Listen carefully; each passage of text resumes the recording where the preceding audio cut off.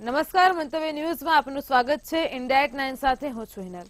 બિહારમાં લોકસભાની ચૂંટણી માટે એનડીએમાં બેઠકોની ફાળવણી થઈ છે। તો લોકસભાની ચૂંટણી આવી રહી છે, બિહારમાં એનડીએમાં બેઠકોની ફાળવણી થઈ છે। આપણે વાત કરી રહ્યા છીએ બિહારની, જેમાં લોકસભાની ચૂંટણી માટે એનડીએમાં બેઠકોની ફાળવણી થઈ છે। લોકસભાની ચૂંટણી નજીક આવી રહી છે, તમામ પક્ષો બેઠકોનું વિભાજન કરી રહ્યા છે। ભાજપના બિહારના પ્રભારી વિનોદ તાવડેએ એનડીએના નેતાએ એનડીએ ગઠબંધનની તમામ બેઠકોની જાહેરાત કરી હતી।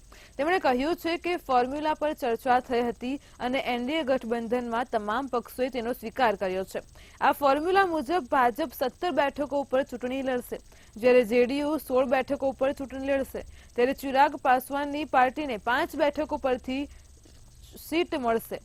તો માઝાની પાર્ટી હિન્દુસ્તાની અવામ મોરચાને 1 બેઠક અને ઉપેન્દ્ર કુશવાહાની પાર્ટીને 1 બેઠક આપવામાં આવી છે।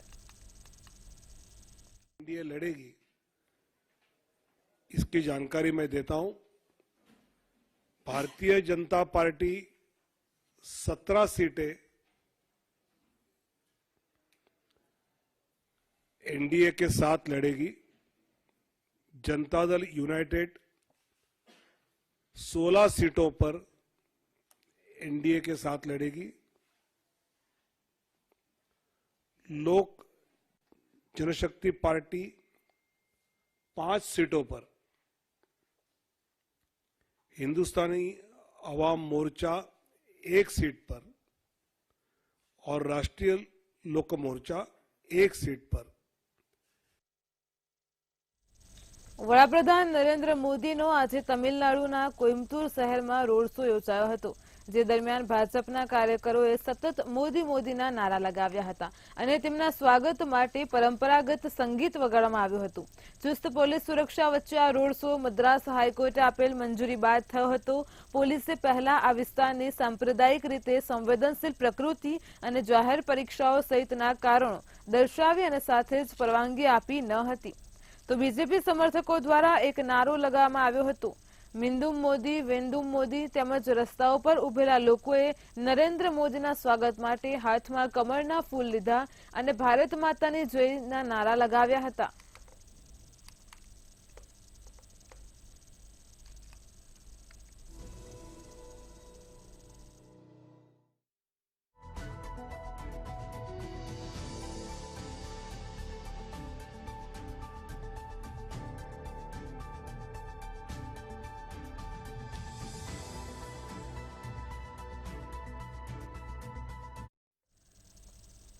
લોકસભા ચૂંટણી પહેલા પશ્ચિમ બંગાળમાં ચૂંટણી પંચે મોટી કાર્યવાહી કરી છે। કેન્દ્રીય ચૂંટણી પંચે બંગાળના પોલીસ મહાનિદેશક રાજીવ કુમારને પદ પરથી હટાવી દીધા છે। આ અંગે ચૂંટણી પંચ દ્વારા પશ્ચિમ બંગાળ સરકારના મુખ્ય સચિવને આદેશ જારી કરવામાં આવ્યો છે। ચૂંટણી પંચ દ્વારા જારી કરાયેલા પત્રમાં સ્પષ્ટ કરવામાં આવ્યું છે કે રાજીવ કુમારને પોલીસ મહાનિર્દેશક અને આઈજી પદ પરથી હટાવીને બિનચૂંટણીલક્ષી ફરજ પર મૂકવામાં આવશે। કુમાર પશ્ચિમ બંગાળના એવા અધિકારીઓમાંથી એક છે જે મુખ્યમંત્રી મમતા બેનર્જી માટે ખૂબ જ ખાસ માનવામાં આવે છે। તેમને મમતા બેનર્જીના નજીકના અધિકારી કેમ માનવામાં આવે છે અને તેમનો કેવો રેકોર્ડ છે, તેમના માટે વર્ષ 2019માં મમતા બેનર્જીએ સીબીઆઈ સામે વિરોધ પ્રદર્શન પણ કર્યું હતું।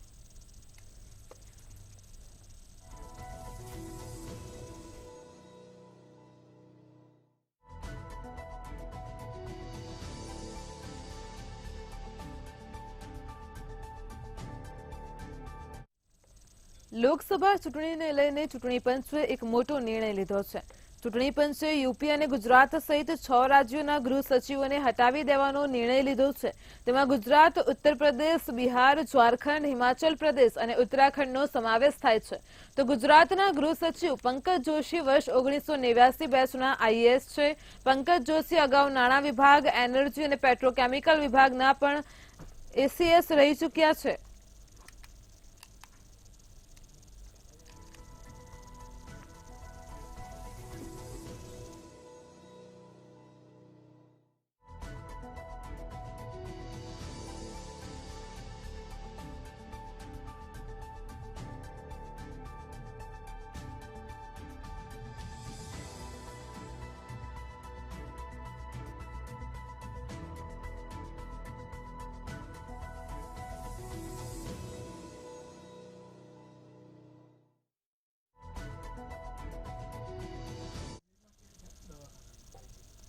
સુપ્રીમ કોર્ટે એસબીઆઈને કહ્યું છે કે ઇલેક્ટોરલ બોન્ડ સંબંધિત તમામ જાણકારી શેર કરવામાં આવી છે, કંઈ પણ છુપાવવાની જરૂર જ નથી. તો કોર્ટે એસબીઆઈને ચૂંટણી બોન્ડની વિગતો અને યુનિક નંબર જાહેર કરવા માટે સોમવાર સુધીનો સમય આપ્યો હતો. આ દરમિયાન સુનાવણી વખતે સીજીઆઈએ એસબીઆઈને ફટકાર લગાવતા કહ્યું કે તમે અત્યાર સુધી જાણકારી શેર કેમ નથી કરી. તો સીજીઆઈ ચંદ્રચૂડે કહ્યું કે અમે ચુકાદામાં સ્પષ્ટ કહ્યું હતું કે તમામ વિગતોનો ખુલાસો કરવામાં આવે. કોઈપણ વિગતો પસંદગી આધારિત ન હોવી જોઈએ. તમે કોર્ટના આદેશની રાહ કેમ જોઈ રહ્યા છો? તો એસબીઆઈએ અત્યાર સુધી પૂરી વિગતો જાહેર નથી કરી. ચૂંટણી બોન્ડ મામલે સુનાવણી પૂરી કરતા સુપ્રીમ કોર્ટે એસબીઆઈને તમામ વિગતો જાહેર કરવા સમય આપ્યો હતો.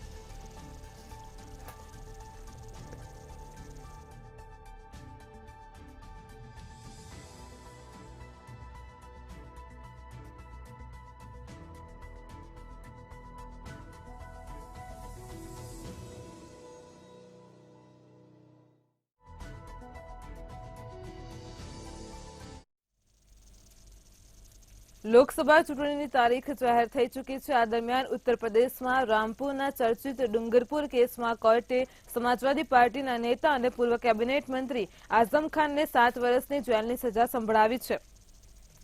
એમપી એમએલએ કોર્ટના જસ્ટિસ વિજયકુમારે આઝમ ખાન, પૂર્વ સીઓ સિટી આલે સહન ખાન, પૂર્વ મ્યુનિસિપલ ચેરમેન અઝહર અહેમદ ખાન અને કોન્ટ્રાક્ટર બરકત અલી સહિત 4 દોષિતોને સજા સંભળાવી છે.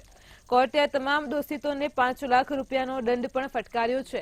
વર્ષ 2016માં ઉત્તર પ્રદેશમાં સમાજવાદી પાર્ટીની સરકાર હતી. આ દરમિયાન વિભાગીય યોજના હેઠળ ડુંગરપુરમાં આશ્રય આવાસ બનાવવામાં આવ્યા હતા. કોર્ટમાં દાખલ કરાયેલી અરજી અનુસાર જે જગ્યાએ આવાસ બનાવવામાં આવ્યા હતા ત્યાં પહેલાથી જ કેટલાક મકાનો બનાવવામાં આવ્યા હતા. ત્યારે ડુંગરપુરમાં નોંધાયેલી એફઆઈઆરમાં ફરિયાદ કરવામાં આવી હતી કે આઝમ ખાને પ્રશાસન અને સમાજવાદી પાર્ટીના કાર્યકરોની મદદથી ત્યાં પહેલાથી જ રહેતા લોકોને આશ્રય આવાસ બનાવવા માટે બળજબરીથી દૂર કર્યા હતા. અગાઉ અન્ય કોર્ટે તેને નકલી જન્મ પ્રમાણપત્ર કેસમાં 7 વર્ષની જેલની સજા સંભળાવી હતી.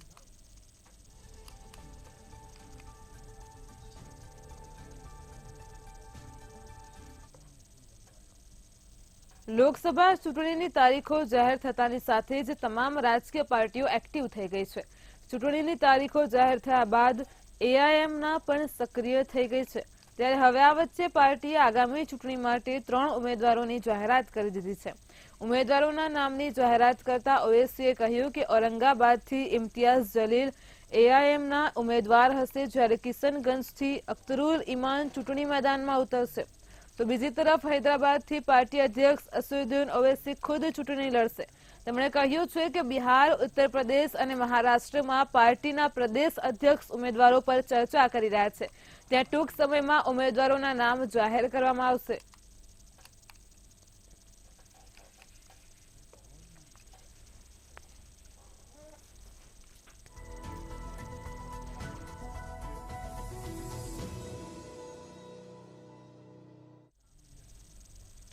દિલ્હીના કથિત દારૂ કૌભાંડમાં ફસાયેલા બીઆરએસ નેતા કે કવિતાને લઈને એન્ફોર્સમેન્ટ ડિરેક્ટોરેટે મોટો દાવો કર્યો છે. ઈડીનું કહેવું છે કે કવિતાએ દિલ્હીના મુખ્યમંત્રી અરવિંદ કેજરીવાલ અને પૂર્વ નાયબ મુખ્યમંત્રી મનીષ સિસોદિયા સાથે મળીને દારૂની નીતિમાં લાભ મેળવવા માટે ષડયંત્ર રચ્યું હતું અને તેના બદલામાં તેમણે 100 કરોડ રૂપિયા ચૂકવ્યા હતા.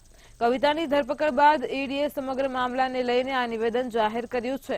ઈડીનો દાવો છે કે કવિતાએ અન્ય લોકો સાથે મળીને દિલ્હી લીકર પોલિસીની રચના અને અમલીકરણમાં લાભ મેળવવા માટે દિલ્હીના ટોચના નેતાઓ સાથે કાવતરું ઘડ્યું હતું. આમાં અરવિંદ કેજરીવાલ અને મનીષ સિસોદિયા પણ સામેલ હતા. 15 માર્ચે કે કવિતાના હૈદરાબાદના ઘરે દરોડા પાડવામાં આવ્યા હતા. ત્યારે કે કવિતાના સંબંધીઓએ આ કાર્યવાહીમાં અવરોધ લાવવાનો પ્રયાસ કર્યો હતો. જો કે બાદમાં તેની ધરપકડ કરવામાં આવી હતી અને તેની નવી દિલ્હીની વિશેષ પીએમએલએ કોર્ટમાં રજૂ કરવામાં આવી હતી, જ્યાંથી તેને 7 દિવસની કસ્ટડીમાં મોકલવામાં આવ્યો હતો. ત્યારે આ કેસમાં અત્યાર સુધીમાં ₹128.79 કરોડના ગુનાની કાર્યવાહી શોધી કાઢવામાં આવી છે.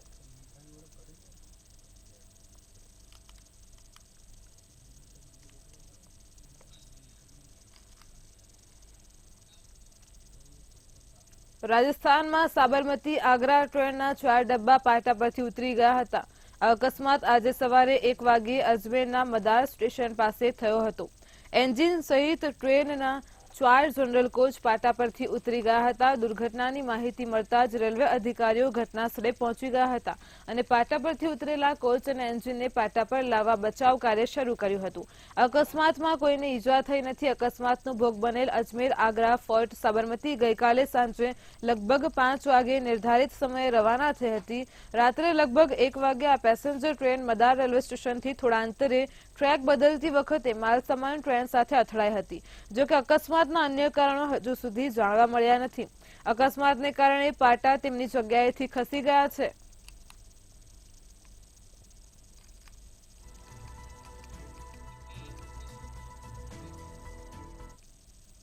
રશિયાના રાષ્ટ્રપતિની ચૂંટણીમાં પુતિને ફરી એકવાર મોટી જીત મેળવી છે। પાર્ટી કાર્યાલયમાં પોતાના સંબોધન દરમિયાન પુતિને કહ્યું કે વિપક્ષી નેતા નવલિનીનું મૃત્યુ દુઃખદ ઘટના છે। રશિયાના રાષ્ટ્રપતિની ચૂંટણીમાં વ્લાદિમીર પુતિને મોટી જીત મેળવી છે। રાષ્ટ્રપતિ પદ જીત્યા પછી પુતિને કહ્યું કે ફેબ્રુઆરીમાં આર્કટિક જેલમાં વિપક્ષી નેતાના આકસ્મિક મૃત્યુ પહેલા તેઓ એલેક્સી નેવલની સાથે જોડાયેલા કેદીઓની અદલાબદલી માટે સંમત થયા હતા। નવલિનીના મૃત્યુને દુઃખદ ઘટના ગણાવતા પુતિને કહ્યું કે જેલોમાં અન્ય કેદીઓના મૃત્યુના કિસ્સા પણ છે। રવિવારે ચૂંટણી મુખ્યાલયમાંથી તેમના સંબોધનમાં પુતિને કહ્યું કે જ્યાં સુધી નવલિનનો સંબંધ છે, હા તેમનું અવસાન થયું આ એક દુઃખદ ઘટના છે। શરત માત્ર એટલી હતી કે અમે તેને બદલામાં પાછા જવા નહીં દઈએ। આવી વાતો થતી રહે છે, તમે તેના વિશે કંઈ કરી શકતા નથી, તે જીવનનો એક ભાગ છે। રશિયન જેલ સેવાને ટાંકીને એવું નોંધવામાં આવ્યું હતું કે 16 ફેબ્રુઆરીએ જેલમાં બંધ રશિયન વિપક્ષી નેતા એલેક્સી નવલિનીનું અવસાન થયું હતું। રશિયન જેલે જાહેરાત કરી કે નવલિની ચાલ્યા પછી અસ્વસ્થતા અનુભવવા લાગ્યા અને ત્યાર પછી તેમની તબિયત સતત બગડતી રહી। પુતિને કહ્યું કે ચૂંટણીઓએ રાષ્ટ્રીય એકતાને મજબૂત બનાવે છે અને રશિયા માટે આગળ ઘણું કામ છે, કારણ કે તેણે પશ્ચિમ સાથે તેના સંઘર્ષનો માર્ગ ચાલુ રાખ્યો છે। પોતાના સંબોધનમાં પુતિને કહ્યું કે કોઈ આપણને ડરાવવાનો ગમે તેટલો પ્રયાસ કરે, કોઈ આપણને દબાવવાનો ગમે તેટલો પ્રયાસ કરે, આપણી ઈચ્છા, આપણી ચેતના આજ સુધી ઇતિહાસમાં આવું કોઈ કરી શક્યું નથી અને ભવિષ્યમાં થશે નહીં। રશિયન ફેડરેશનના સેન્ટ્રલ ઇલેક્શન કમિશનના ડેટા અનુસાર પુતિન 87.17% વોટ મેળવીને રાષ્ટ્રપતિની ચૂંટણી જીત્યા હતા। બ્યુરો રિપોર્ટ, મંતવ્ય ન્યૂઝ। બિહારના ખગડિયામાં એક ભીષણ માર્ગ અકસ્માતમાં 7 લોકોના મોત થયાના અહેવાલથી ચકચાર મચી જવા પામી છે। તો જાનૈયાઓથી ભરેલી એક કાર અને ટ્રેક્ટર વચ્ચે ભીષણ અકસ્માત સર્જાયો હતો, જેમાં કારમાં સવાર 3 બાળકો સહિત કુલ 7 લોકોના મોત નીપજ્યા હતા। તો કારમાં સવાર જાનૈયા એક લગ્ન સમારોહમાં સામેલ થયા બાદ પાછા આવી રહ્યા હતા અને આ દરમિયાન નેશનલ હાઈવે નંબર 31 પર આ ગોઝારો અકસ્માત સર્જાયો હતો। આ અકસ્માતમાં અન્ય 4 લોકો ઇજાગ્રસ્ત થયા છે। ઘટનાની જાણકારી મળતા જ પોલીસ અને અન્ય અધિકારીઓ ઘટના સ્થળે દોડી આવ્યા હતા અને ઘાયલોને બચાવવાનો પ્રયાસ કર્યો હતો।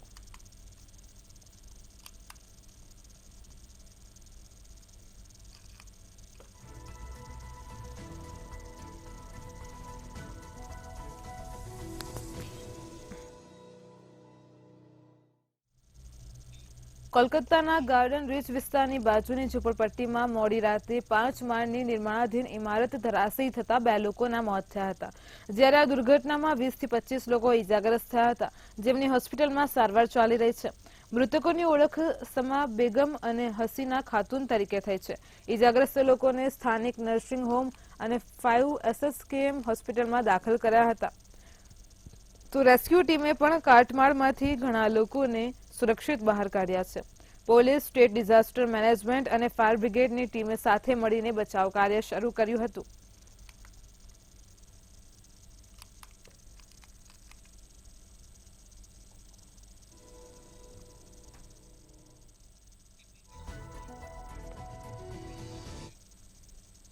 લોકસભાની ચૂંટણી જાહેર થતાં જ રાજકીય પક્ષોમાં સમીકરણો ઉકેલવાની રમત શરૂ થઈ ગઈ છે।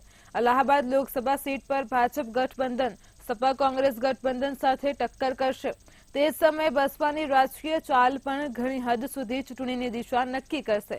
બસપા એકલા હાથે ચૂંટણી લડવા જઈ રહી છે. આનાથી સમાજવાદી પાર્ટી કોંગ્રેસ માટે તેમના મતોને વેરવિખેર અટકાવવાનો પડકાર ઉભો થશે. 2019ની લોકસભા ચૂંટણીમાં ભારતીય જનતા પાર્ટીના ઉમેદવાર રીટા બહુગુણા જોશીએ 55.62% મતો મેળવીને ચૂંટણી જીતી હતી. તો બીજા સ્થાને એસપી બીએસપી ગઠબંધનના ઉમેદવાર રાજેન્દ્રસિંહ પટેલ હતા, જેમણે 34.89% મત મેળવ્યા હતા અને તે જ સમયે કોંગ્રેસના યોગેશ શુક્લાને માત્ર 3.59% મત મળ્યા હતા.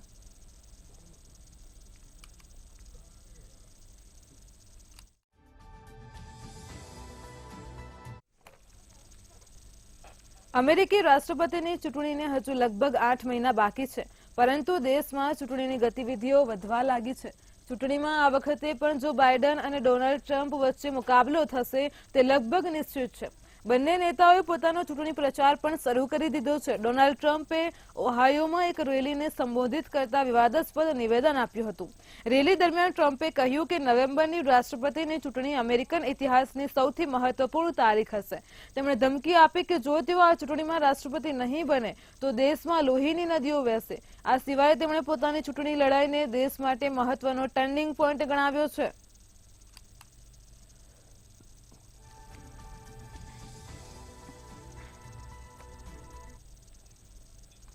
પ્રખ્યાત યુટ્યુબર એલ્વિસ યાદવ, જે લક્ઝરીમાં રહેતો હતો, સાપનું ઝેર સપ્લાય કરવાના મામલામાં ફેમસ યુટ્યુબર એલ્વિસ યાદવની પરેશાનીઓ અટકી રહી નથી. નોઈડા પોલીસે રવિવારે આ કેસમાં એલ્વિસની ધરપકડ કરી હતી. આજે યુટ્યુબર્સ તેમના સંબંધીઓ અને સમર્થકોને મળવા લક્સર જેલ પહોંચી શકે છે. યુટ્યુબર એલ્વિસ યાદવ વિરુદ્ધ એનડીપીએસ એક્ટની કલમો વધારવામાં આવી છે. રવિવારે બપોરે ધરપકડ કર્યા બાદ જેલમાં પહોંચેલા એલ્વિસે આખી રાત ઉછાળીને વિતાવી હતી. જેલ પ્રશાસનના જણાવ્યા અનુસાર તેને નિયમ મુજબ 3 ઢાબળા આપવામાં આવ્યા હતા. એલ્વિસ યાદવને જેલના મેનુ પ્રમાણે રાત્રે નક્કર ખોરાક આપવામાં આવ્યો હતો. ભોજન માટે પૂરી, શાક અને હલવો આપવામાં આવ્યો હતો. એલ્વિસ યાદવે પણ આવો જ ખોરાક ખાધો હતો. સવારે નિયમ મુજબ ચા નાસ્તો આપવામાં આવ્યો હતો.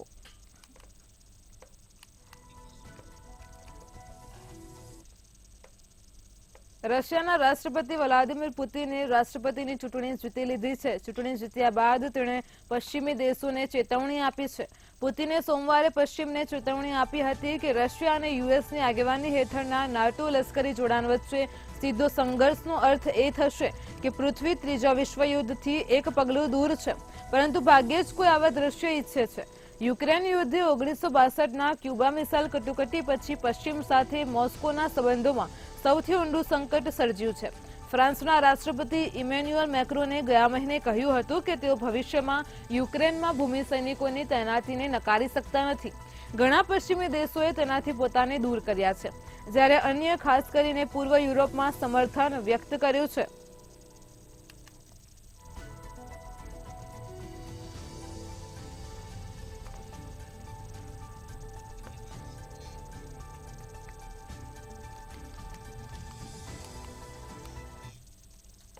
રાહુલ ગાંધીની ભારત જોડો ન્યાયયાત્રાનું રવિવારે મુંબઈમાં સમાપન થયું હતું. તે નિમિત્તે મુંબઈના શિવાજી પાર્ક મેદાન પર આયોજિત વિપક્ષોની રેલીને સંબોધિત કરી હતી, જેમાં કોંગ્રેસના રાહુલ ગાંધીએ કહ્યું હતું કે મારી લડાઈ મોદી કે ભાજપની સાથે નથી, એ શક્તિ સાથે છે જે આ બધું કરી રહી છે. મોદી તો એક ચહેરો છે, જેને લઈને વડાપ્રધાન નરેન્દ્ર મોદીએ કર્ણાટકમાં એક સભા સંબોધતા આ અંગે કોંગ્રેસ પર પ્રહારો કર્યા હતા. हिंदू धर्म में शक्ति शब्द होता है.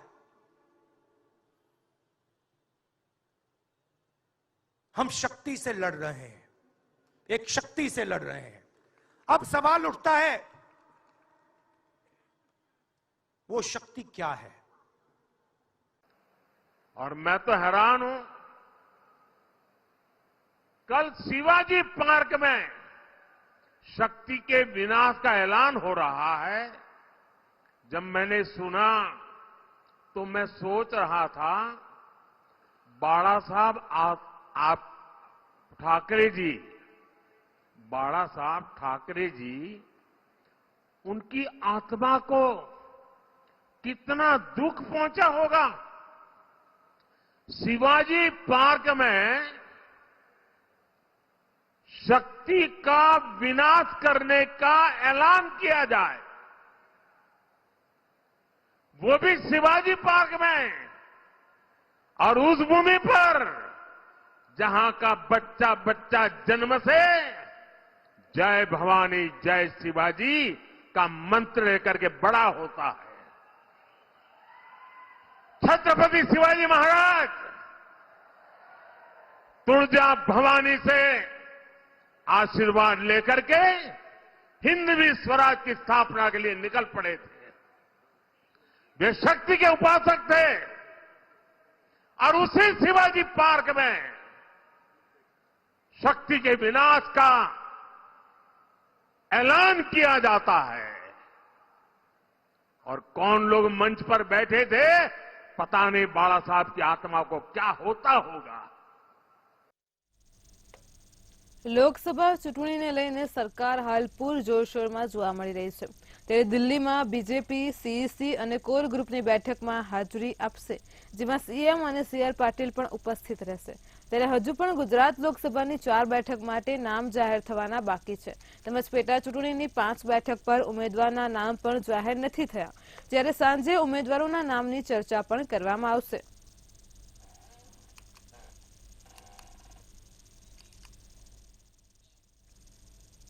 સાબરકાંઠાના ખેડબ્રહ્માના ભારતીય જનતા પાર્ટીએ બીજી યાદીમાં સાબરકાંઠા જિલ્લાની લોકસભા બેઠક માટે ભીખાજી દુધાજી ઠાકોરને ઉમેદવાર તરીકે જાહેર કર્યા છે, જે બાદ જિલ્લાના યાત્રાધામ ખેડબ્રહ્માના શ્રી અંબિકા માતાજીના દર્શન કરીને શ્રી ગણેશ કર્યા હતા। તો જ્યાં રાજ્યસભા સંસદના તાલુકાના પ્રમુખ મંત્રીઓ સહિત કાર્યકરો મોટી સંખ્યામાં ઉપસ્થિત રહ્યા હતા। સાબરકાંઠા જિલ્લામાંથી મારી 5 લાખની લીડથી જીત થશે તેવો દાવો કર્યો હતો। ખેડબ્રહ્મા આવી પહોંચ્યા છે ત્યારે અને અહીંયા એમના ભવ્ય સ્વાગત કરવામાં આવી રહ્યું છે। માતાજીના આશીર્વાદ પણ એમને લીધા છે, ત્યારે આપના માધ્યમથી અમારા ઉમેદવાર દેશના નેતૃત્વ કરતા આપણા લોકપ્રિય નરેન્દ્રભાઈના ટીમમાં અવશ્ય જવાના છે, કારણ નરેન્દ્રભાઈ જે રીતે કામ કરી રહ્યા છે, આપણા યશસ્વી ગૃહમંત્રી અમિતભાઈ જે રીતે કામ કરી રહ્યા છે અને ગુજરાતની સરકાર જે રીતે કામ કરી રહ્યા છે, એ તમામ કામો લઈને અમે પ્રજાને વચ્ચે જવાના છે। અને જે નાના અંબાજીના નામથી પ્રસિદ્ધ સ્થાનક આવેલું છે, ત્યાં અમે પહેલા માતાજીના આશીર્વાદ લેવા માટે આવે તો મારી સાથે રાજ્યસભાના સાંસદ રમીલાબેન બારા, મહામંત્રી લુકેશભાઈ અને બધા જ કાર્યકર્તાઓ હતા અને માતાજીના આશીર્વાદ લઈ અને મારા પ્રચારના શ્રી ગણેશ કરું છું। અહીંથી અમદાવાદની અંદર ભાજપ દ્વારા મીડિયા સેન્ટરનું ઉદ્ઘાટન કરવામાં આવ્યું હતું, જેમાં સીઆર પાટીલે મીડિયાને સંબોધન કર્યું હતું। તેમણે કહ્યું, ગુજરાતમાં 26માંથી 26 સીટ આ વખતે પણ ભાજપ જીતશે। સતત 2 વખત 26માંથી 26 બેઠક જીત્યા છીએ અને આ વખતે પણ જીતીશું। સાથે જણાવ્યું, દરેક સીટ 5 લાખના અંદરથી જીતીશું। આપણી સંસ્કૃતિને ઉજાગર કરવાનું કામ મોદી સાહેબે કર્યું છે। એક દિવસમાં 15 એરપોર્ટ પણ ઉભા કર્યા છે, તો 50 કરોડ લોકોના માટે સુખાકારીના કામ પણ કર્યા છે। દેશમાં સૌથી મોટી યોજનાઓ શરૂ કરી છે। ગુજરાતમાં આરોગ્યમાં 10 લાખની વ્યવસ્થા કરી છે, સાથે 6000 ખેડૂતોના ખાતામાં જમા થાય છે। લોકોને ગરીબીમાંથી બહાર લાવ્યા છે। ભારતને વિદેશીઓ સારી રીતે જોતા થયા છે। તો આવા તમામ મુદ્દાઓ પર ચૂંટણી લડીશું અને 5 લાખની લીડથી 26માંથી 26 મેળવીશું। और आदरणीय हमारे गृह मंत्री श्री अमित भाई शाह साहब के मार्गदर्शन में गुजरात भारतीय जनता पार्टी भी 26 में से 26 सीट और हर सीट 5 लाख से ज्यादा वोटों से जीतने का एक टारगेट और संकल्प करते हुए हम आगे बढ़ रहे हैं। मोदी साहब की लोकप्रियता, अमित भाई शाह साहब के मार्गदर्शन, हमारे आदरणीय मुख्यमंत्री द्वारा, सरकार के द्वारा अनेक गुजरात के लोगों के लिए जो योजनाएं बनी है, उसका फायदा इस इलेक्शन में भारतीय जनता पार्टी को मिलेगा। गुजरात के और देश के लोग आज मोदीमय बने हैं, उन्हें विश्वास है कि देश का विकास करना है। इंडिया@9 માં હાલ આટલું જ। પડે પણની અપડેટ માટે જોડાયેલા રહો મંતવ્ય ન્યૂઝ સાથે। નમસ્કાર।